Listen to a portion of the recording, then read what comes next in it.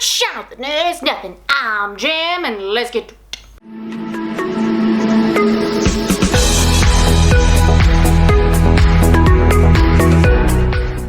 So today we're diving on into the mid-year book freakout tag. Hopefully by the time that this is up, we're not past mid-year. But I have a funny feeling that we will be.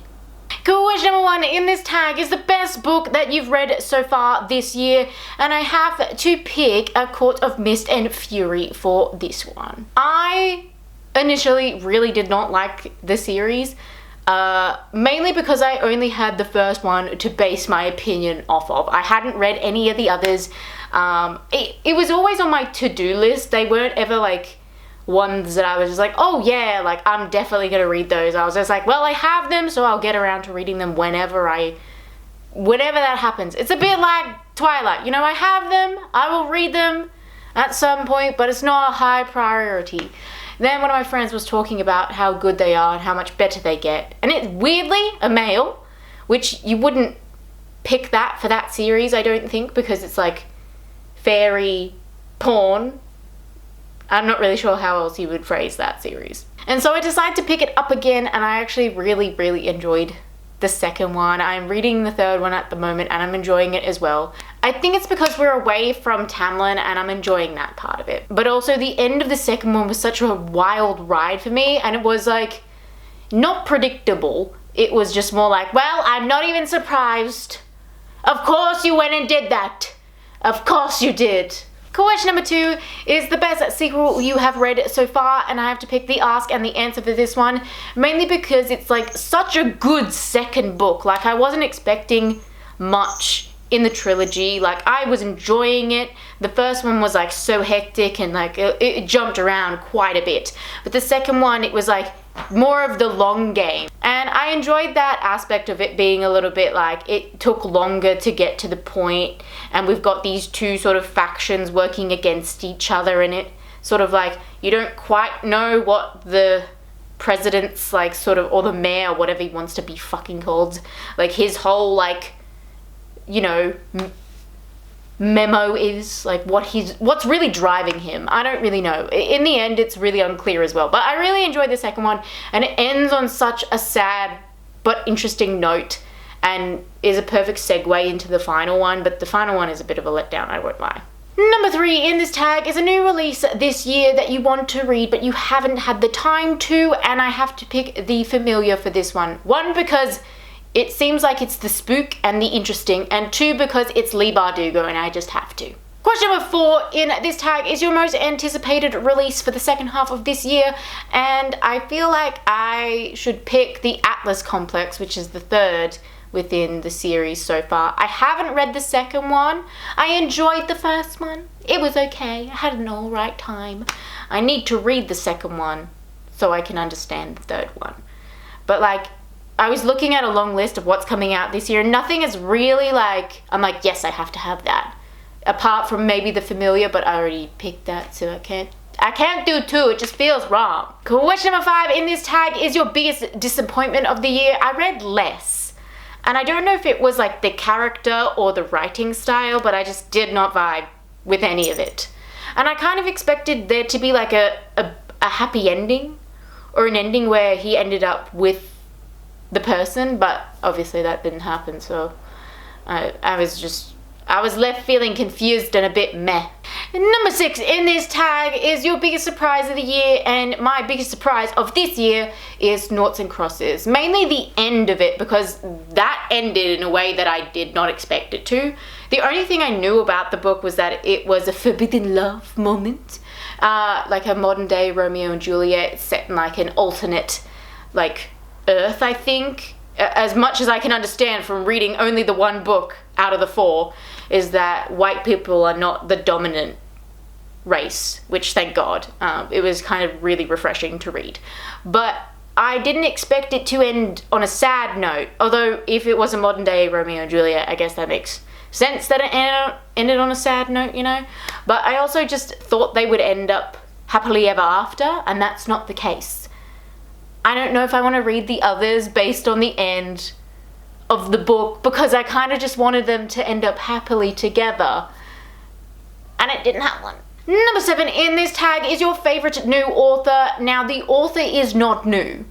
I feel like they've been around for a while, but Jennifer Saint, I am obsessed with her like take on mythology and reading her like her books and her stories. Like, so good. It's so much fun. Like, I just feel like she's got a way with words, especially when it comes to Greek mythology. So I'm really keen to dive into more of her works. Number 8 in this tag is your newest fictional crush, and I do not have one. Oh my god. It's a bit sad, but also not at the same time. I don't really think I have a fictional crush. There's a few that I'm like, yeah, you're a green flag and I like you. But also there's just so many red flaggy bits about all of them. And it's just like, I don't know.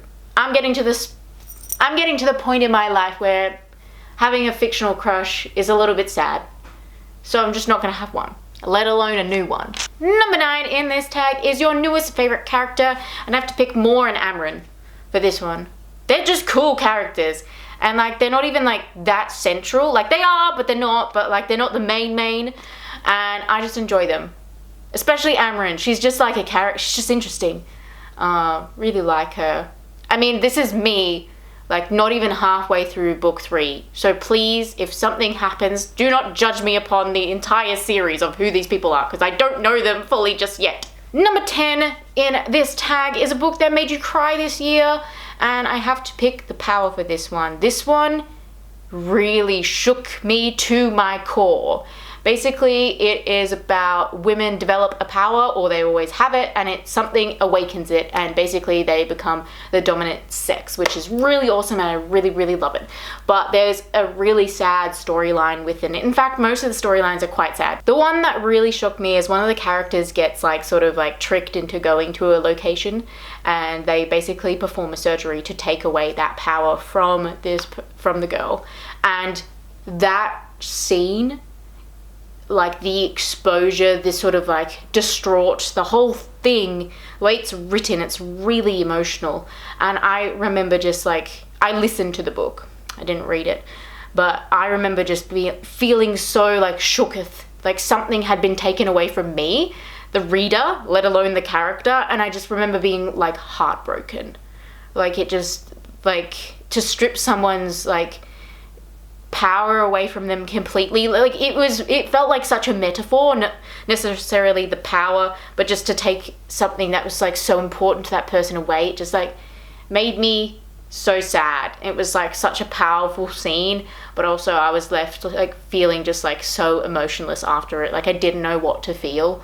I just felt like utterly distraught for this character. Number 11 in this tag is a book that made you happy, and I recently reread Lumberjanes and I loved every single minute of it from the beginning to the end. It's really sad that the like comic is kind of one and done, but I'm excited to see if they come up with more bonus tracks or anything like that. Like it's just a wholesome series and it's so much fun, and it's kind of sad that it's a bit over, you know? Number 12 in this tag is your favorite book to movie adaptation, and I have to pick Dune 2 for this one. Mainly because I haven't seen an adaptation that I've also read the book to that I can think of this year. So it has to be Dune. Also, it's quite good, much better than the first one. The first one's all politics, which is the first half of the book. It's all very political.